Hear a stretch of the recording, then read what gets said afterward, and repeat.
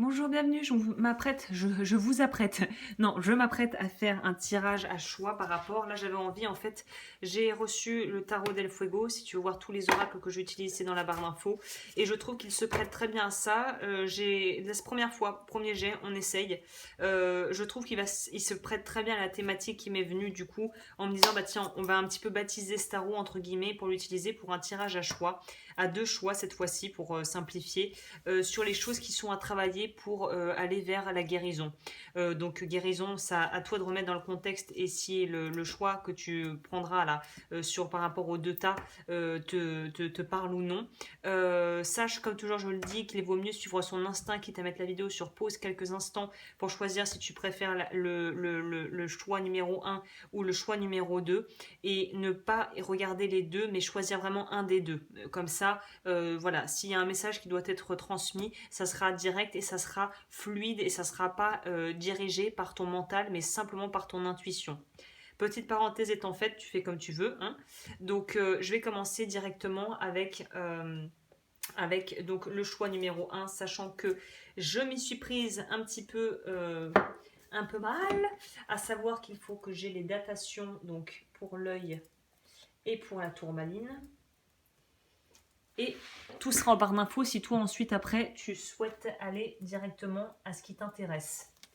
C'est parti, je commence avec l'œil, qui est d'ailleurs disponible sur ma boutique, le mauvais œil, qui a un très bon talisman très puissant pour protéger sa maison et les endroits de vie, les lieux de vie. Hein.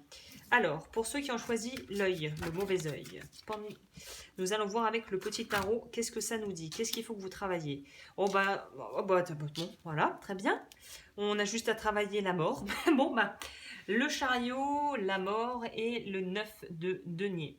Donc pour moi, on est sur des personnes qui qui sont en train de vivre une transformation assez importante au niveau de leur mode de vie, peut-être même de leur train de vie. Je ne sais pas si c'est parce qu'il a fallu voir les choses plutôt à la baisse ou au contraire qu'on est en train de gagner dans le domaine financier et qu'il y a une certaine forme d'indépendance et d'autonomie qui est en train de se mettre en place de cet ordre-là. J'ai vraiment l'impression que c'est plutôt par rapport à quelque chose de matériel ou en tout cas il y a un réajustement qui est en train de se faire par rapport à ça et on sent vraiment que c'est quelque chose qui est très pénible.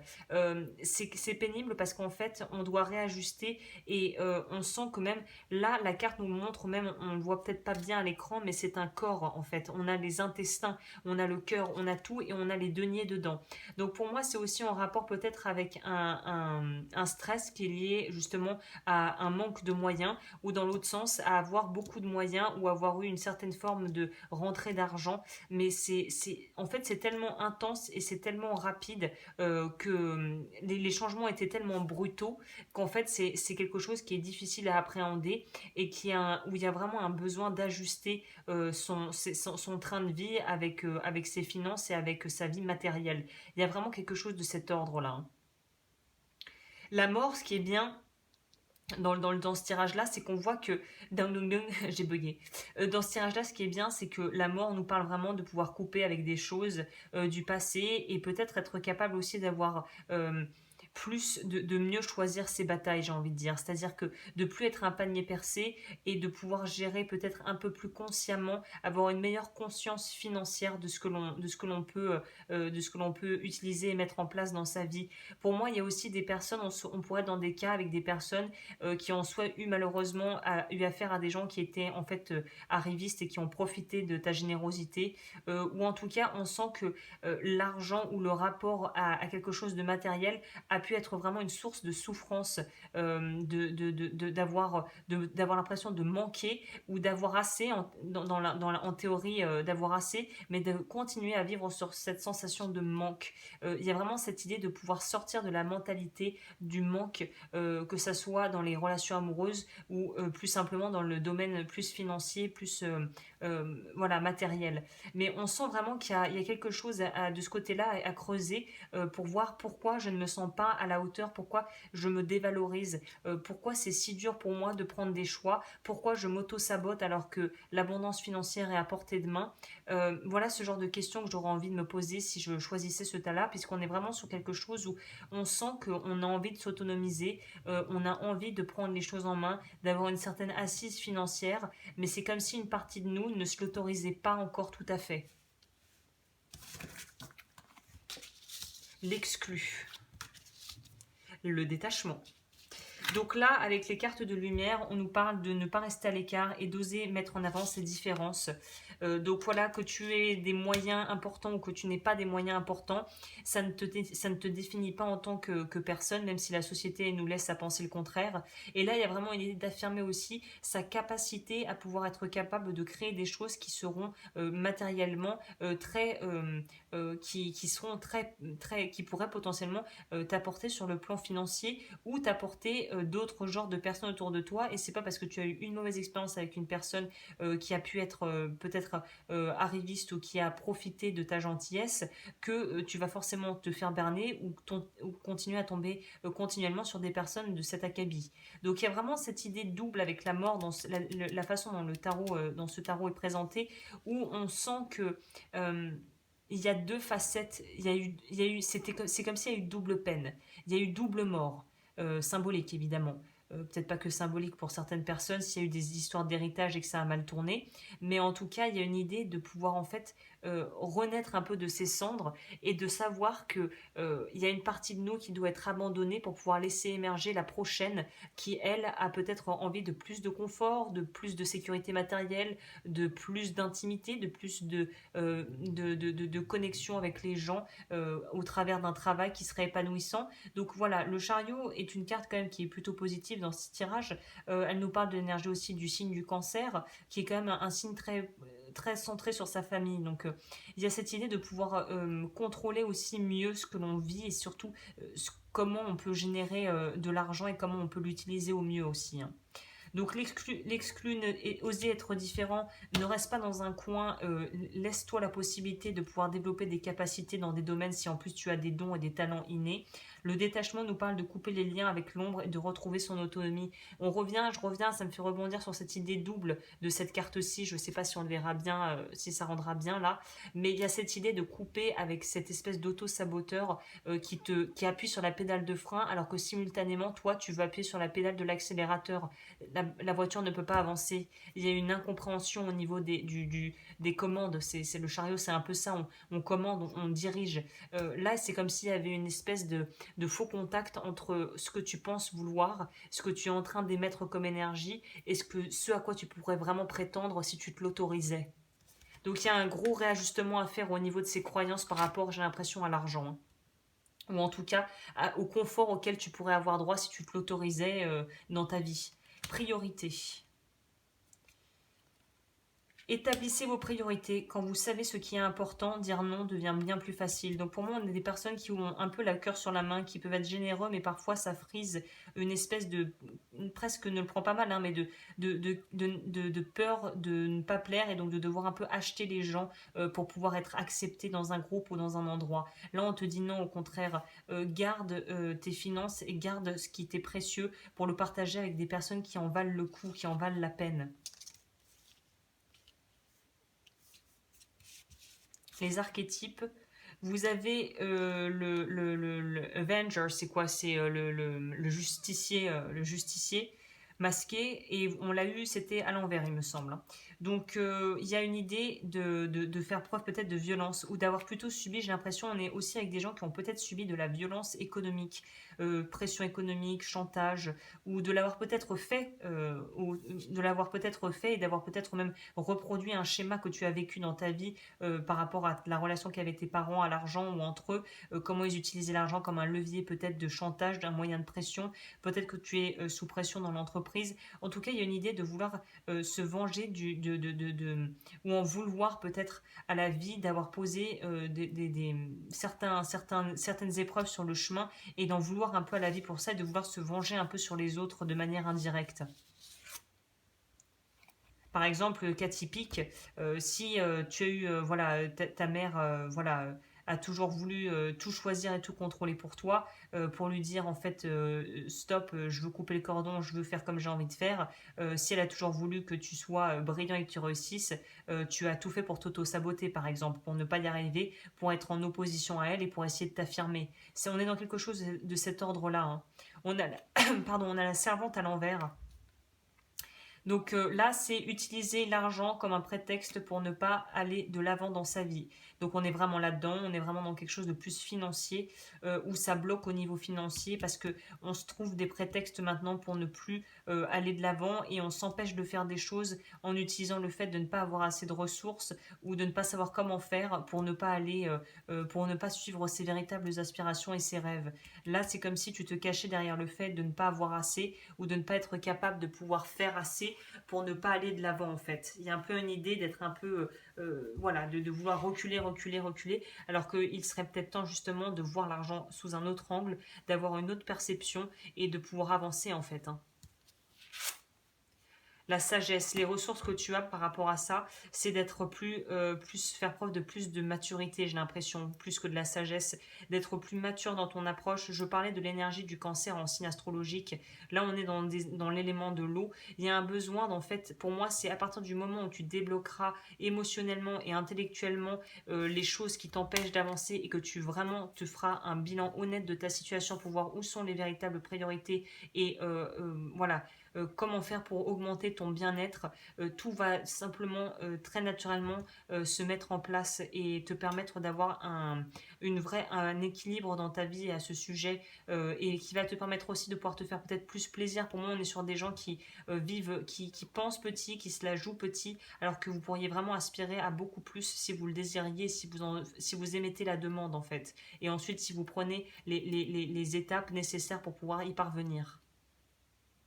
Donc voilà, on était sur quelque chose plutôt lié à l'argent là, ou en tout cas une difficulté à s'accepter en tant que personne autonome et individualisée. Donc voilà, je pense que je vais m'arrêter là. Si tu souhaites regarder ce que je fais, tout est dans la barre d'infos, lodufeu.com. Et moi je passe au tirage numéro 2, la tourmaline.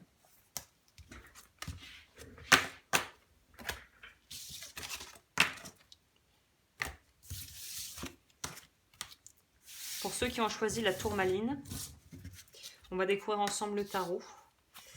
On est sur de l'émotionnel, donc rien à voir avec le tirage d'avant, c'est pas mal. Ça change. Alors, vous, on va commencer avec ça. Déjà, on voit qu'il y a un petit problème, ou même un assez grand problème au niveau de ton sentiment d'appartenance, de ta famille et de ton couple si tu es en couple. Avec le 10 d'épée, on nous parle donc peut-être de trahison, de foyer qui implose, de famille qui vraiment peut-être se tire des coups au flanc, et d'une vraie de vivre ça évidemment assez mal, ce qui est tout à fait compréhensible, puisque là on sent qu'on est sur une envie de pouvoir vraiment d'avoir une harmonie dans le foyer, de pouvoir voir d'avoir vraiment des choses qui nous sont chères, qu'on aimerait bien pouvoir mettre en place. Typiquement, on pourrait être sur des personnes qui ont tendance à vouloir un petit peu mettre les petits plats dans les grands, comme on dit, et de vouloir un peu arrondir les angles avec les personnes qui sont autour d'elles. Là, on est sur des personnes qui friseraient presque la naïveté, qui sont vraiment dans le don de soi, dans le don d'elles-mêmes. Tu es peut-être quelqu'un qui a un côté très maternant sans vraiment t'en rendre compte, ou qui aime bien protéger ou te sentir utile, et notamment en cas de crise. Et là, pour moi, il y a cette idée de pouvoir soit essayer de sortir de la crise, soit au contraire d'essayer de se nourrir d'illusions par rapport à ça et de ne pas vouloir affronter les choses. Pour moi, il y a un peu une bombe à retardement là-dedans. Il y a un peu cette idée de quelque chose qui n'est pas sain dans le foyer.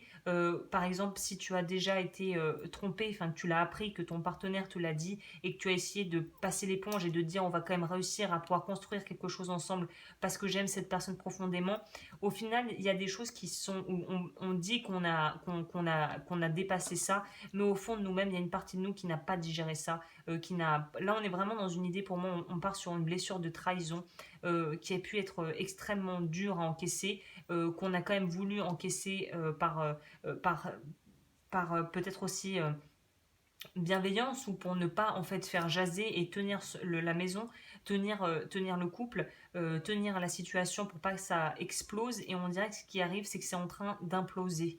Donc il y a vraiment cette idée de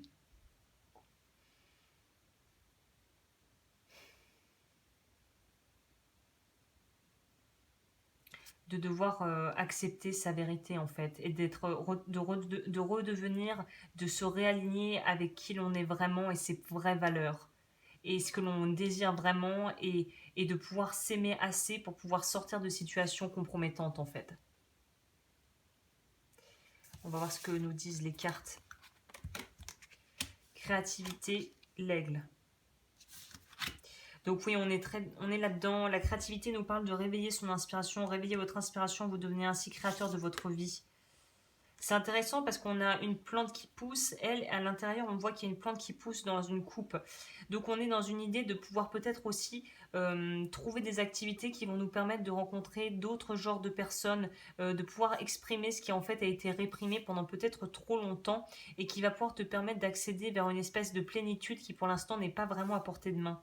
L'aigle nous parle de votre âme s'élève pour connecter les signes qui vous sont envoyés. Donc là, clairement, tu es dans une phase où je pense, tu sais qu'il y a quelque chose qui coince ou que tout n'est pas clair et ça va le devenir de plus en plus à mesure que tu t'ouvres à ta vérité, à ta vérité intérieure. La vie va t'envoyer des signes. Après, est-ce que tu vas bien vouloir être ouvert ou ouverte et assez et prêt à les recevoir? C'est une autre question. En tout cas, tu vas clairement avoir des réponses. Si tu poses des questions, si tu demandes à la vie, tout simplement un matin, là, tu te dis, voilà, j'aimerais avoir des éclaircissements par rapport à ça, univers ou Dieu ou je sais pas ce en quoi tu crois, pose l'intention le matin, pose la question et tu verras que dans les jours à venir, si tu es réceptif ou réceptive, tu auras des réponses à ces questions. Hein. Là, il faut vraiment formuler ses intentions. Réflexion. Gardez les yeux ouverts. La joie réside en des petits endroits. Et là, les garder les yeux ouverts, ça nous parle aussi pour les signes. C'est-à-dire que s'il y a des infos qui arrivent, elles vont arriver, à mon avis, incessamment sous peu. On te dit aussi que c'est à travers ta créativité et d'éprouver de la gratitude pour ce que tu peux vivre de positif dans ta vie que ça va t'aider à aller de l'avant. Ça va être une traction pour aller de l'avant, en fait. Ouais. Réflexion.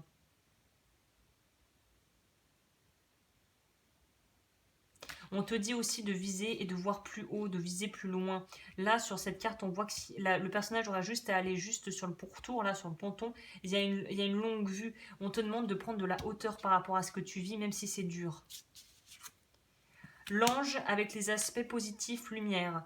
Aider ceux qui en ont besoin sans rien attendre en retour. Donc je pense que ça, c'est dans ton tempérament, ça va très bien avec la reine de coupe. Tu es quelqu'un de naturellement très bienveillant et qui donne beaucoup de sa personne et je pense que dans ce cas-là, accepte aussi qu'on puisse t'aider. Accepte aussi qu'on puisse t'aider.